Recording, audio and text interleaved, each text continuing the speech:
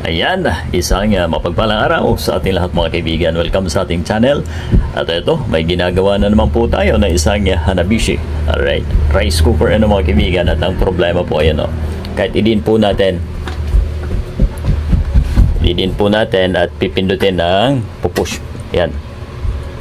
Ayan naka-warm lagi.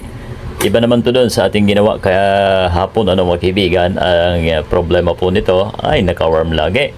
So ano nga ba ang problema pagka ganyan ang status ng isang rice cooker mga kaibigan? Muli ay samahan niyo po ang inyong abang lingkod sa isa na namang video pamutagtakin natin ng upload ng rice cooker ang ating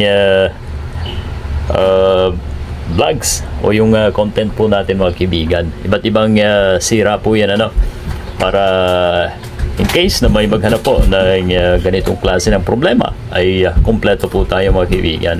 Kahit tinan mo yan ay laging naka-warm hindi po siya magluluto. Tinatamad po yan mga kaibigan pagka ganyan So ano ang dapat natin gawin? Alright, samahan niyo po ang inyong lingkod mga kabalita.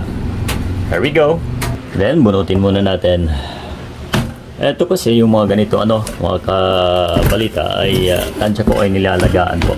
Grabe ang kalawang ayan Ngayon, i-adjust po natin ang ating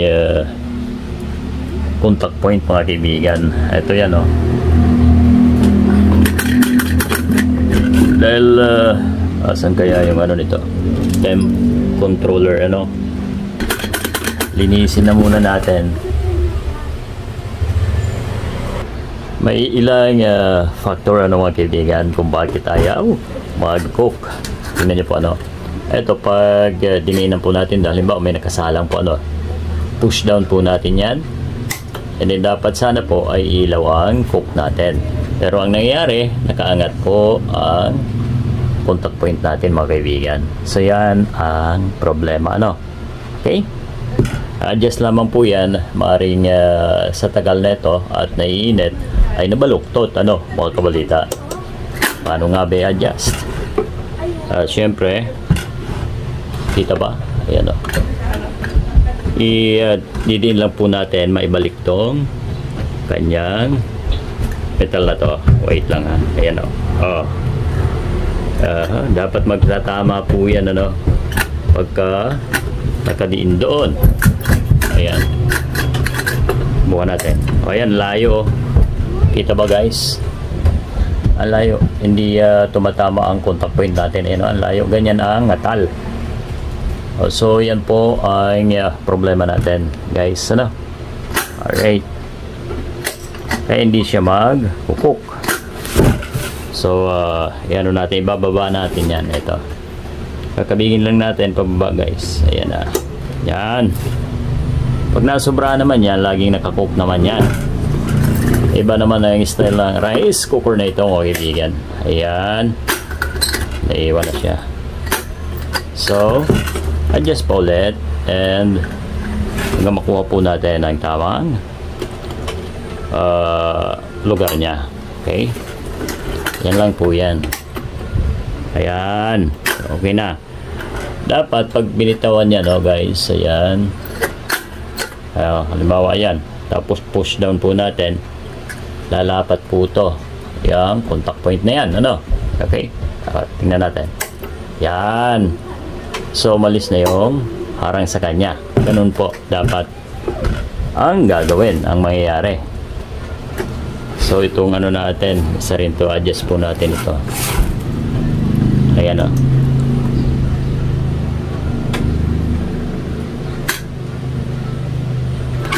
yan. Try natin ulit.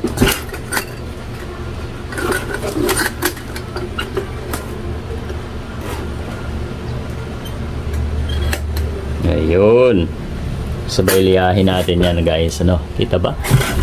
Hindi nyo nakikita yan yung contact point na yan. Alright, liyahin natin para malinis.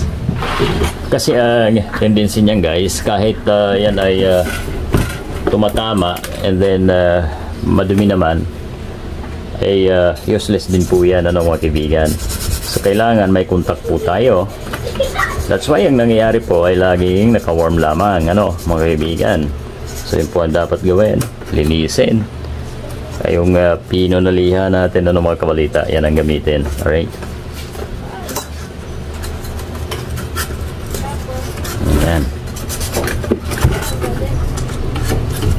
Pwede nyo isingit yan dyan, ano, para yung contact ay ma-insure po natin. Ayan. Ganyan lang kasimple yan. Alright. Subukan na natin. I-push ulit. Bawa, may nakasalang. Push down. Ayan. Try na natin. So ito na mga kabalita, no, test na natin kung may nabago pa sa ating ginagawang ito. Plug in na natin. Ito na. Ayun, naka-warm pa rin, ano. Pero subukan natin na diinan at i-push down, ano, mga kaibigan. Ito na. Ayun. Yun naman pala, mga kaibigan, no. So, ganun lang po ang simple na ginawa po natin, ano, mga kabalita. Pwede po nating sundan, ano, ang video kapag may ganito kayong rice cooker na ayaw mag-cook, ano, mga kaibigan. I-adjust lamang po yung contact point natin, pero depende po yan, ano, depende doon sa klase ng rice cooker, mga kaibigan, dahil ito ay walang dagdag na temperature controller, ano, mga kaibigan, gaya po sa ginawa natin. Ayan, pansinin nyo po, ito lang ang ginamit. Samantalang yung iba, meron pa noon, ano, makakapag-adjust po tayo. Ito naman ay wala na. So, goods na ang ating unit, mga kaibigan. Sana po muli ay may natutunan po tayo sa ating vlog na ito, mga kaibigan. At upang malaman naman natin, ay pwede po tayo mag-comment dyan sa ating episode na ito, mga kaibigan. Maraming salamat and God bless po sa ating lahat. Hasta la vista, baby! Okay na. Kunting hilot. Okay na ang rice cooker, mga kaibigan.